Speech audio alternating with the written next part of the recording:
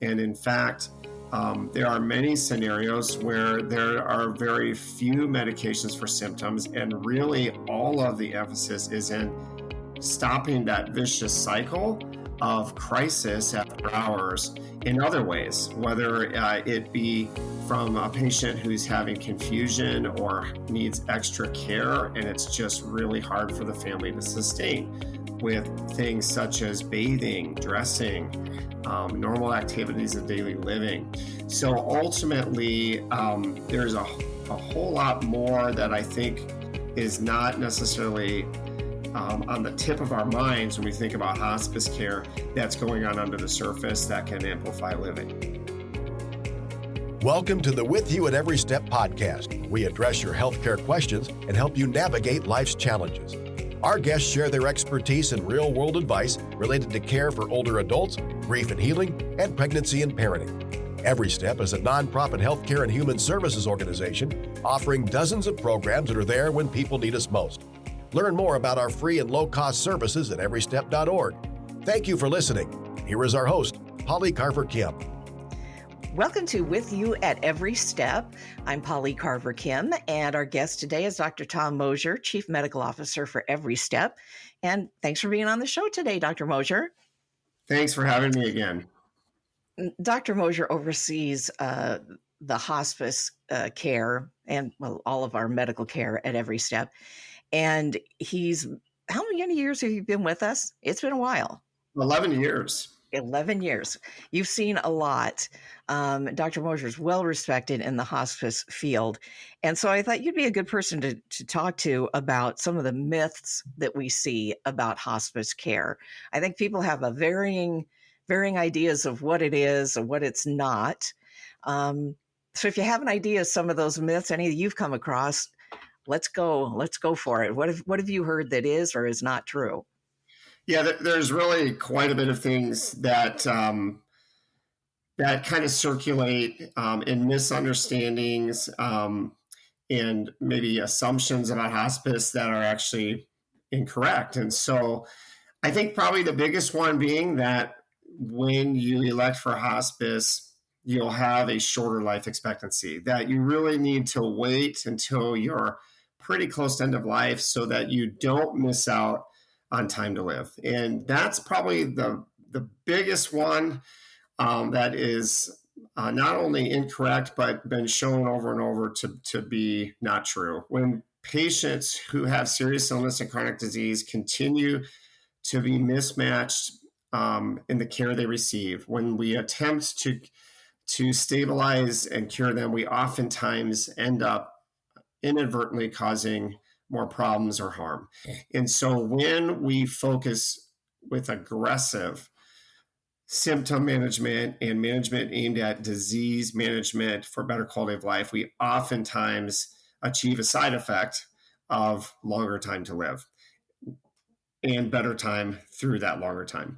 So because hospice is not the cessation of medical care, that would be myth number 2, that when you go on hospice, we stop all your medications, we put you on morphine and let you coast. The reality, hospice is replacement of curative care with aggressive, evidence-based management of the disease in a way that makes sense for quality of life and comfort. And so in that, we still use medications and the medications that you've been on. So if you have heart failure and you have lung cancer, you're going to live better if we keep your heart failure managed while we treat the symptoms from the lung cancer. If you're a diabetic, we certainly want to continue to manage your blood sugars, but we have to take into account that your blood sugars are going to behave differently because of your illness. So ultimately, we continue to aggressively manage. Myth number 3 is that the hospice team replaces the medical team that you have been relying on and trust and know. And the reality is hospice brings in an entire team to help support that primary team that you've identified to be the lead. So you, as the hospice patient, pick the doctor that you would like to be managing and overall and the first call with any changes and or requests for new orders or medications, etc. That doctor then has the ability to ask for help and support from the hospice doctor or a litany of members of the hospice team, including but not limited to the hospice nurse aide, the spiritual care counselor, the social worker, and any of the other disciplines involved in the care. So ultimately, it is not the replacement of anything. It is the amplification of what was there. And myth number 3 then is where that care takes place, or myth number 4, I guess we're on. Myth number 4 being a lot of people think of hospice as a destination. They say, I'm not ready to go to the hospice house yet. I want to live in my home. And the entire reason the hospice benefit was developed was so that people could receive that care in their home setting. So it is very infrequent that someone would need to go to a hospice house. That situation would come to evolve based on the need for escalation of symptom management and or maybe lack of safety or caregiving in a home, so that they needed to escalate to a higher level of care. But the reality is most everyone receives all of that care in their home, which helps then them stay at home. And knowing that everyone typically agrees that there is no place like home, it is much more advantageous to receive aggressive medical care in your home as opposed to in a hospital bed or somewhere else. So ultimately, hospice is growth of the medical care, amplification of the medical services, oftentimes fits the situation much better.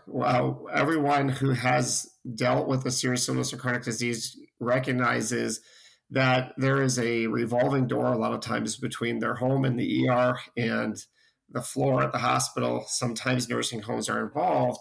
And so hospice oftentimes can stop that cycle and prevent the need for escalation to the ER in the first place because there is availability after hours. Our current medical system really doesn't have that outside of the ER or the urgent care. So many times people are left without a critical lifeline when something changes or when a symptom flares. Hospice can help bring services in place that would prevent them from being left alone after hours, where they can literally call and have a nurse come out to the home, a nurse call a hospice provider or call their doctor, whoever has been arranged to be available after hours to support them. That's one of the things that I encounter time after time when I talk with families of hospice patients is that after hours, middle of the night phone call of, something's happening, I'm not sure what it is, and the nurse comes out. That's just, you don't get that normally, and that is a very important part of giving peace of mind to these families. I also wanted to go back a little bit to where hospice is provided. And when you say provided in the home, that doesn't necessarily mean a 2-story home, in the suburbs. It can be in a nursing home or in an apartment or wherever that person calls home, right? Correct. It would probably be most correct to say wherever that patient calls home or wherever that patient is living. So if it's in an assisted living unit, or if it's in a nursing home, in a dementia unit, or wherever they are living, hospice can come in and provide those services. I also wanted to go back a little bit to the very first point that you had about the medications that are provided to ease symptoms. And my own personal myth that has been dispelled now is that when you go in hospice care, they give you morphine and you're just kind of out of it and you lay there and don't have any interaction with anybody. And that's certainly not the case. You're not just anesthetized to the point where you can't converse. The whole point is making you comfortable, but able to have visitors and see your loved ones. Yeah, absolutely. And the hospice team, both the hospice doctors, but also the nurses, is extremely experienced in safe management of pain and some of those meds that could lead to sedation. And so ultimately, for patients who have pain or would be expected to encounter pain because of their illness, the evidence shows that people are often able to live at a higher level of function with better expertise in management. So we could oftentimes use meds more effectively in lower doses and oftentimes in safer prescribing just because of the experience we have in that realm. But it is also true that many diagnoses that people present with don't have any pain and need for opioids or morphine anywhere in their journey. So, not every patient who is dying is going to need an opioid.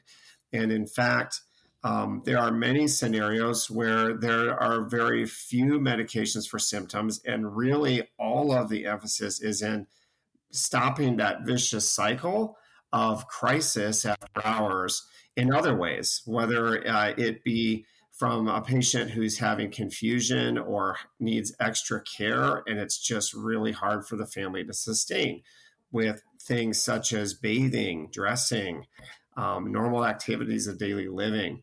So ultimately, there's a whole lot more that I think is not necessarily on the tip of our minds when we think about hospice care that's going on under the surface that can amplify living.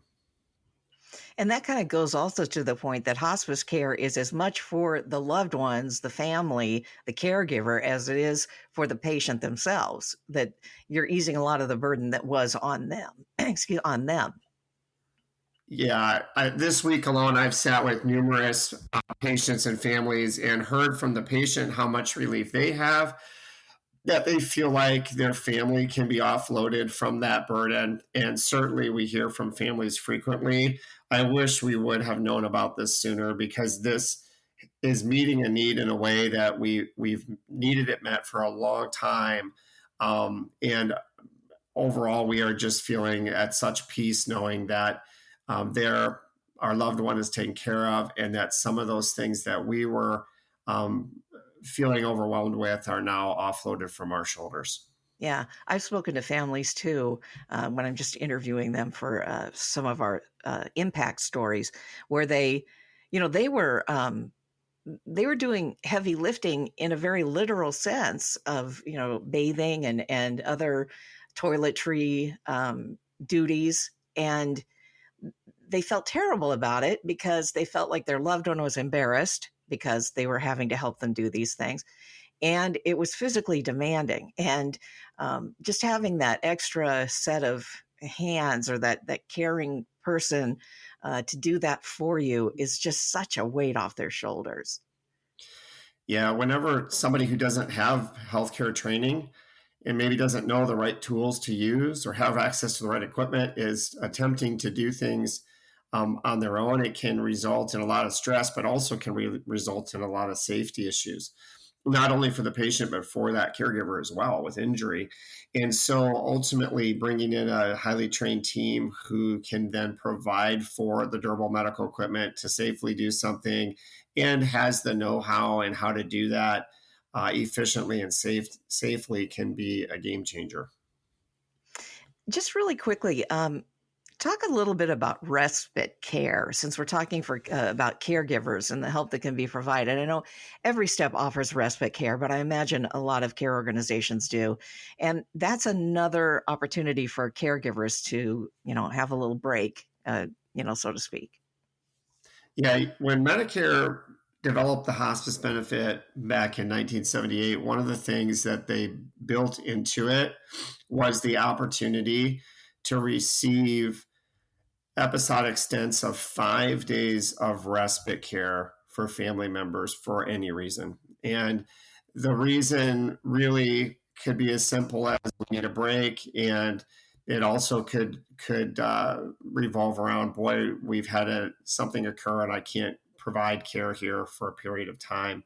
The benefit allows for 5 days in a nursing facility, and or if there's availability in a hospice house, and Medicare then will pay for that 5 day room and board for that period. So ultimately, that's a huge thing that families oftentimes, I would say, underutilize in hospice when they just need a little bit of a reprieve or a break for any reason. That is great information, because I can imagine that it's, and I'm sure they feel guilty. I shouldn't be taking a break, but they'll be at that their best selves to provide care and love to their loved one. A little bit of self-care. Yes. Dr. Mosher, thank you again. This is great information, and we appreciate your expertise and for being on the show again today. If you I'm have super any happy questions, to participate.